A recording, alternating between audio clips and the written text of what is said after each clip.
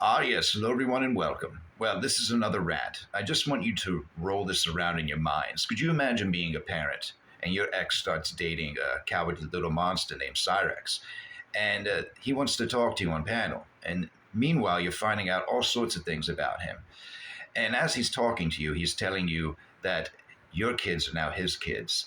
And then you start finding out exactly what those, rumors are about him, and then you find out they aren't rumors, that they're true, that he's sending pictures to teens, talking to people he thinks are minors, strangling his grandmother, his girlfriend, flashing live streams and viciously masturbating, sending out butthole torture videos and peen torture videos, and he wants to be around your children.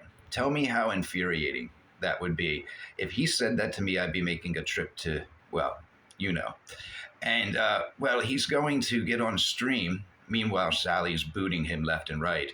And he's going to explain why it's not his fault that he has no income, as if that's going to matter when a child needs food or a roof over their head. You can't feed them with excuses or your fake bullshit love, Cyrix, because you do not love those children. As soon as Thump started talking about the rig and how he was going to cancel the order, you started playing really nice. After you got mad, you started playing nice. You realized after you would leave the stream after being cut off by Sally, and you'd come back with a new strategy, which was trying to manipulate, as usual, because that's what you do. You like to try to manipulate people, but that only works on Sally. And Thump listened to you, and he asked, I don't want to hear the excuses. How are you going to provide for my children? How? And you're talking about racing rigs and how you're going to earn an income doing that. You don't care about those kids. You only care about getting that rig. So you're going to try and say what you think people want to hear from you. But at the end of the day, if you were to get that racing rig, you would sit at home all day like you do now, playing racing games, and you'd make excuses to why you couldn't go to Australia or why you're still not earning money. It would still always be the troll's fault. It would still always be Marty's fault. You're going to talk about how you're a man. You're a man child. A man doesn't have to fight his grandma for Wi-Fi. A man pays for his own Wi-Fi. And you talk about how people, yes, a lot of people do live at home, Cyrix, but most of those people work. That's the point. You can sit there and act like you've filled out all these applications, but you've done nothing. And I'm directing this right to Cyrix. Cyrix, you will never have those kids. You will never be around those kids. Those are not your kids. You shouldn't be around kids, period. Not even people in your family. It would be safer for a rattlesnake to be around children than you, Cyrix. This is all fact. How about if you truly want to prove yourself and all this? You've been saying this for years. How about you get off the internet, keep the camera away from your schmeck, and actually accomplish a job? And maybe that will be impressive. Actually, you know what? How about you accomplish a toothbrush? Perhaps a shower on your own without Sally's hands. Rub some lotion on your head, because you're definitely not taking care of that. We know when you're nervous and scared because you start picking. Not to mention during the stream with Marty, he stands up and he starts picking his ass. He can't control himself.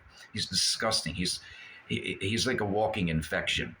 But anyway, it's just amazing to me that somebody with nothing going on in his life still thinks he's a man and still thinks he should just be given things. He should just be, given gifts and allowed to stay home and do whatever he wants because he exists. He shouldn't have to do anything because he's had a hard life.